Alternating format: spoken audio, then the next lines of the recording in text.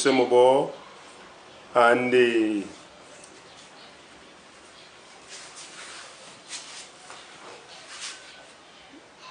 Bienvenue sur Africa Light. Je suis John Bapou, cinéaste, personne ressource dans le domaine de la gamification, du jeu vidéo et des solutions numériques, du jeu vidéo et des solutions numériques.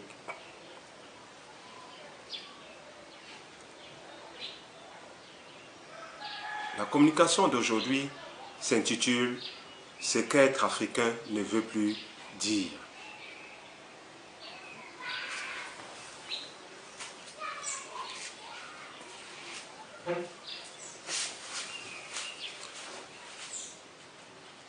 Noir, marronné, métissé, jaune, rouge, violacé, le codel, clair de peau, ou même bleu.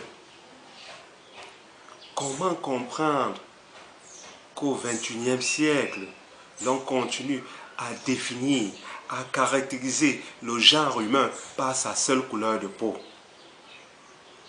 Cette épiderme qui jadis au prédynastique ou dans les grands royaumes africains fut l'objet de notre fierté. Et oui, les peuples échangeaient entre eux il y a quelques siècles, et ce, de façon amicale. Les enjeux, souvent guerriers parfois, se limitaient davantage au domaine économique. Plus récemment encore, le professeur Cheikh Anta Diop et le professeur Théophile Obenga, lors du colloque du Caire, ont démontré à suffisance que l'Afrique, sur le plan scientifique, technique, anthropologique et surtout spirituel, est le berceau de l'humanité. Ces recherches furent d'ailleurs corroborées par d'autres chercheurs, tels le professeur Kofi Gomez, le professeur Jean-Philippe Omutunde et d'autres spécialistes. D'où est donc partie votre fierté? D'où est donc partie notre fierté? Celle des grands guerriers, Mandingue, Zoulou, Bambara, Bakongo, celle des grands rois, Béhanzin, Samori Touré, celle des Amazones, celle des sultans Dioya. D'où est donc partie notre fierté? Loin de moi l'idée de revenir à un passé fort dépassé. Mais comment se complaire à une folie? Mais comment se complaire à une philosophie des Lumières, elle-même scabreuse, avait certes des avantages, mais davantage d'oripeaux. Une philosophie des Lumières qui tend à tout libéraliser. Une philosophie des Lumières qui tend à tout libéraliser. Donc, nous allons en 12 étapes vous montrer et essayer de présenter ce que ne veut plus dire être africain.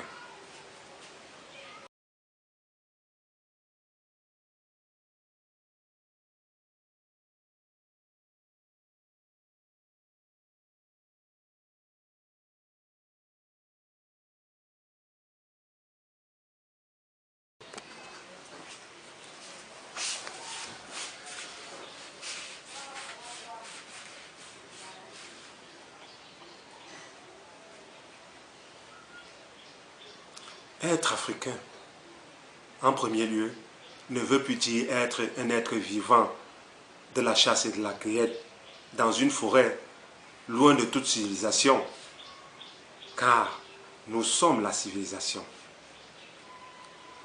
En second lieu, être africain ne veut plus dire être un imitateur servile de la culture des autres, et qui peine à s'approprier la sienne.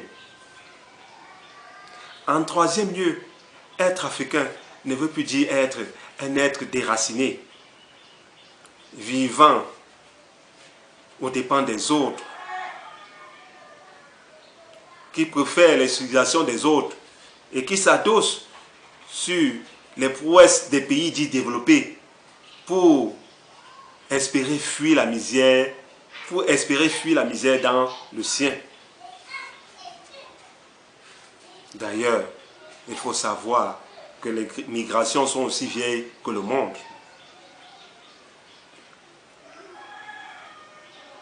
En quatrième lieu, être africain ne veut plus dire être un être acculturé.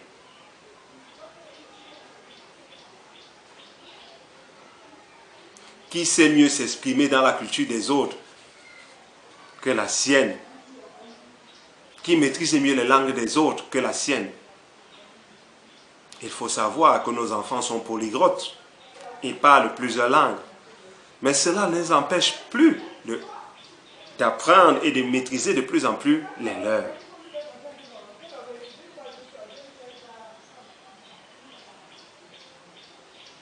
En cinquième lieu, être africain ne veut plus dire être un être complexé, qui s'identifie davantage par l'ailleurs et les prouesses d'autrui.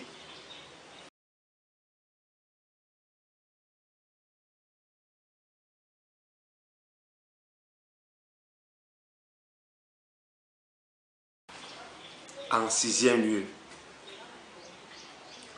être africain ne veut plus dire être un être qui se rabaisse sans cesse, qui se rabaisse devant l'autre,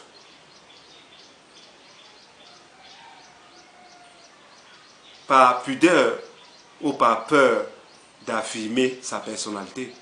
Être africain, ce n'est plus cela. En septième lieu, être africain, ce n'est plus une entité supposée maladive, une personne pauvre matériellement. En huitième lieu, être africain, ce n'est plus être un être qui ne se respecte pas, qui ne respecte pas les autres et qui passe son temps à humilier les siens. Ce n'est plus ça être africain. Être africain en neuvième lieu, ce n'est pas être un être qui passe son temps à prêter, à corrompre.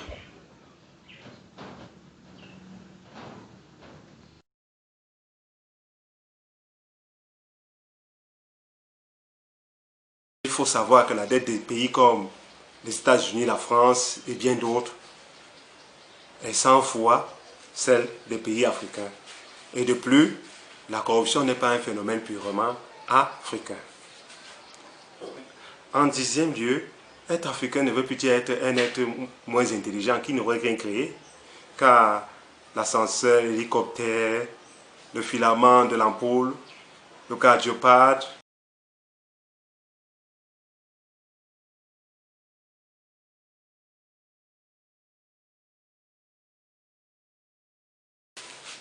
et bien d'autres recherches prouvent à suffisance notre créativité.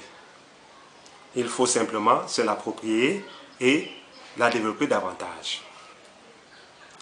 En onzième lieu, être africain ne veut plus dire un être qui remet tout en cause, un être passif, loin de l'affirmation mondiale présente. En fin de compte,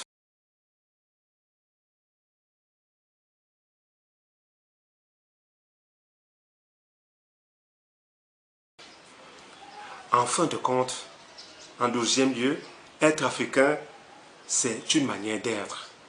C'est un état d'esprit. C'est quelqu'un qui réhabilite son passé, mais aussi qui pense au présent et propose des perspectives nouvelles pour la vision à venir.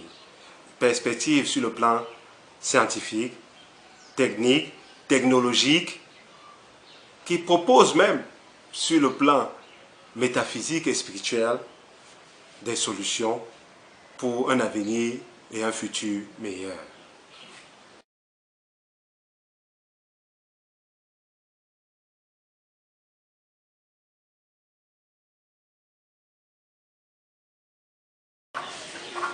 Être africain, c'est une attitude, c'est une manière d'être, c'est un savoir-être.